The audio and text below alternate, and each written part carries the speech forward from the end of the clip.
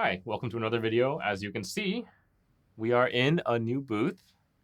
This is going to be my pretty much what you'll be seeing and hearing while I'm in China. I have some acoustic blankets on either side of me. It's not perfectly covered up, as you can see me, so there is another wall there. And yeah, I just wanted to show off kind of what we're working with here. Obviously, I don't sit down when I record usually.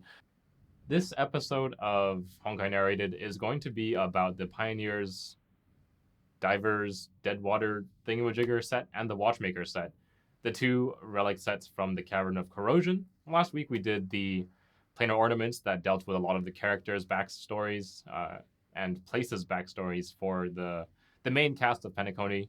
This time we're going to be dealing with the Watchmaker himself as well as the Pioneer set, which is a little bit more background information on Acheron. So, Watchmaker, Master of Dream Machinations. The headpiece, Watchmaker's telescoping lens. An eyepiece with gold carvings. The lens reflects the wonders from far away to help its owner peer through the illusory dreams. In the stories about the Watchmaker in Penacony, he always possesses a unique insight that allows him to easily discern business opportunities beneath the dreamy bubbles, and create grandiose enterprises that none have thought of.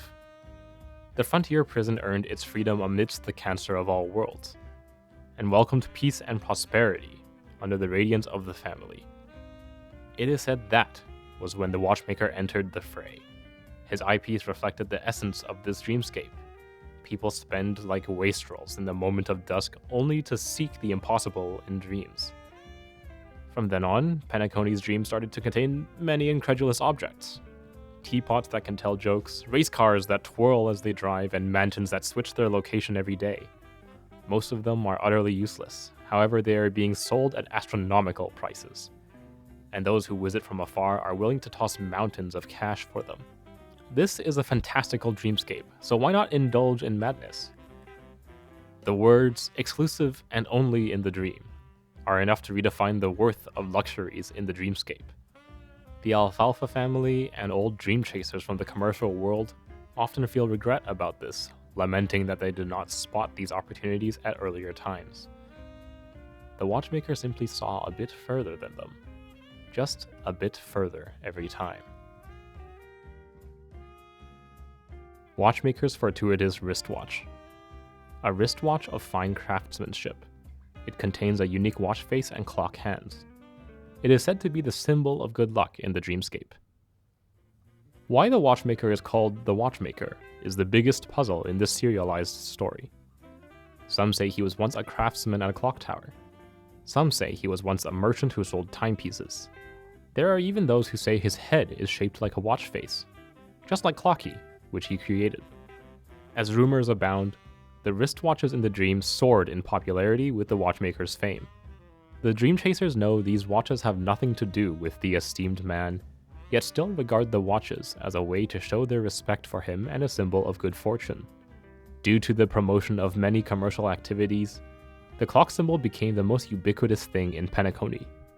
Clothes, accessories, food, from graffiti in the alleys to the giant timepieces in the hotel lobbies. The influence of this legendary mogul can be seen anywhere. Who wouldn't like clocks in Penacony? The real Watchmaker seems to have assented to this and never expressed any opinions against that initial wristwatch design, till the clock symbol just became another fact of life in Penacony, till no one ever asked about the origin of the Watchmaker again. Watchmaker's Illusory Formal Suit. A splendid and luxurious formal suit with leather collars. It is magnificent and elegant, usually reserved for formal occasions such as feasts. In the various legends in Penacony, the Watchmaker has very diverse identities and appearances. In these rootless fables, he is sometimes a kind old gentleman, an elegant lady, and even a giant gentleman hundreds of feet tall. However, no matter the version of the story, he is always magnificently dressed. Legends say that the Watchmaker will share his secret with his dance partner at the dreamscape, where dusk and dawn intertwines. Hearing this, people eagerly join the dance floor and invite every single mysterious guest hidden in the lavishly dressed crowd. More and more dream chasers meet each other in this way, and the ball gradually becomes a place to socialize for friendships and love. The expensive tickets are always sold out upon release. Even if the master dressed to the nines from Legends never appeared, it did not hinder the passion with which the guests sought an encounter with him. Your outfit. Could you be the famous watchmaker? This question went from what was initially a genuine query to an expression of flattery, finally becoming a code phrase for an invitation to a dance. The watchmaker gained a new business of hosting balls, and the dreamscape had an extra dash of romance and passion added to it. Watchmaker's dream-concealing dress shoes. A pair of elegant leather shoes. The wearer had once stealthily walked upon dreams in an arcane form. The watchmaker has trodden over every inch of the dreamscape and also across the annals of Penacony's history. His name has been talked about for centuries in this land of dreams, and dream chasers of today can still hear of his whereabouts. People start to suspect whether the watchmaker is one person, a group, or a lie woven by the family.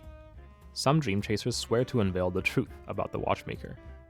They head to various dreamscapes to seek traces of the mysterious mogul, only to gain nothing but mirages. A mysterious guest at a certain business negotiation. A masterless brand that soared into unexpected success. A huge investment with no traceable source. Every time they try to deduce that the watchmaker does not exist, they are proving that the watchmaker is everywhere in the dream. Books about the watchmaker fill the bookshelves in the primal waking library. His name forever envelops Penacony. The more people want to discover the truth, the more they will be blinded by lies. Amidst the thousands of legends and rumors, this superstar of the festivities will only leave behind his footprints, but never his face. This is Pioneer Diver of Dead Waters, Pioneer's Heatproof Shell, the headpiece. A heavy diving helmet in a style common in Orkran. Through the small porthole, one can only see the unbearable and endless expanse of darkness. Clouds accumulate over Orkran's night sky, and shimmering planetary rings are concealed within them. Scarlet snowflakes fall on the heavy helmet, quietly filling the grooves of rusted iron, covering the traces of erosion. The two girls sit in the cedarwood forest, taking a momentary break in their journey. Look! The air in Orkran smells like raspberries. Scarlet snowflakes fall on the soft, cloud-like sugar threads and quickly disappear. The little nameless from Toiro laughs and then bends over holding her stomach. She laughs at her own choice of words. How can one see a scent with one's own eyes? After a moment of shared laughter, the silence cuts like a sharpened blade, and the air seems to frost over in an instant. Frebass, are you still going to the depths of Ix?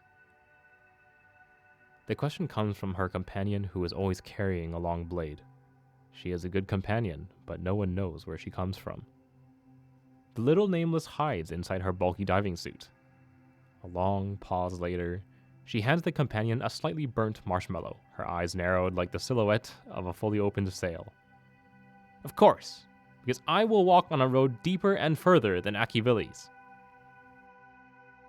Pioneer's Lacuna compass. A compass in the form of a wristwatch. The magnetic needle has been removed and can no longer point in any direction. The undercurrent in the sea, whispering as it pecked at her bones in one rise and fall of time. She experienced the stages of old age and youth, and entered the vortex. The girl has heard a story like this. In the story, the world people inhabit is depicted as a towering tree composed of ownerless energy. This kind of energy is invisible, intangible, incomprehensible, and meaningless, she thought. Just like how Ix has no meaning. The little nameless is somewhat melancholic, worrying about how she would orient herself after stepping into the depths of nihility. But soon she had an inspiration. On her 14th birthday, her mother left her with one last gift. A small compass. If that's the case, as long as the compass senses not the magnetic field but energy, wouldn't that solve the problem? The little nameless removed the magnetic needle from the compass, but when the girl descended into the darkness, she realized that the compass's only direction was down. Pioneer's sealed lead apron. A heavy diving suit crafted from scrap iron, airtight and impenetrable. Even its wearer often jests that it resembles more of a deep-sea coffin. Frebass, the nameless from Toiro, died for 14 days and nights. She forgot the cries of seagulls, the roar of the abyss, the gains and the losses. The little nameless gazed at the planetary ring wider than the boulevards of Toiro. She decided to launch herself into the singularity in the black hole. Even Achivili didn't manage to go there. The girl could always hear the distant sound of waves echoing in her heart. I will walk on a road deeper and further than Achivili's. She prepared herself thoroughly. Unidentified rusty metal plates, used oxygen tanks, discarded gyroscopic posture control devices, a self-circulating life support system, and a rectifying hood. She soldered all the materials together, ensuring that the entire suit was airtight. She believed it would protect her from the harm of nihility. She picked up the diving helmet her father left behind and wore a self-made medallion of honor. Before leaving, she and her companion once again went to the cedarwood forest, toasting marshmallows one last time. Later, when Frebass's spacecraft approached the edge of the black hole, this was all she could recall about Orkran. Pioneer's Starfaring anchor. The heavy boots are formed like the anchor of a ship. Its owner is prepared to never return to the surface. O you who turn the wheel and watch the wind, think of Frebass, and how she was once as beautiful and stood as tall as you. The lead boots, like iron anchors, drag the girl down further and further. They are dutifully carrying out the task bestowed upon them from the beginning of their conception. The girl never closes her eyes, fighting boldly against the cold and lonely darkness. She remembers the first time she heard stories about Achivili. She remembers the first day she set upon the journey and the medallion of honor she forged for herself. She remembers the 30 days she spent journeying with her companion. She remembers the forest glade they gathered in for the first and last time, and how the air there tasted like raspberries. She remembers whistles, guitars, and the flute, and the songs they sang together. She remembers scarlet snow falling on slightly burnt marshmallows and disappearing. The vast void looms near the end of the vivid memories, yet she suddenly sees a dash of crimson blinking briefly into existence in the center of the pitch-black world. Therefore, the little nameless remembers the smile she gave from the bottom of her heart when the girl with the sword took the marshmallows for the final time. I never thought I would meet anyone similar to me. You've walked so much further on this road than me. Therefore, you will surely walk with me till the end then, right? Of course. Our end has already been determined.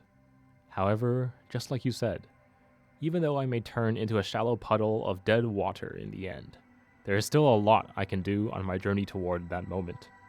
Therefore, no matter what, I have to go try it. Because I will walk on a road deeper and further than Achivili's.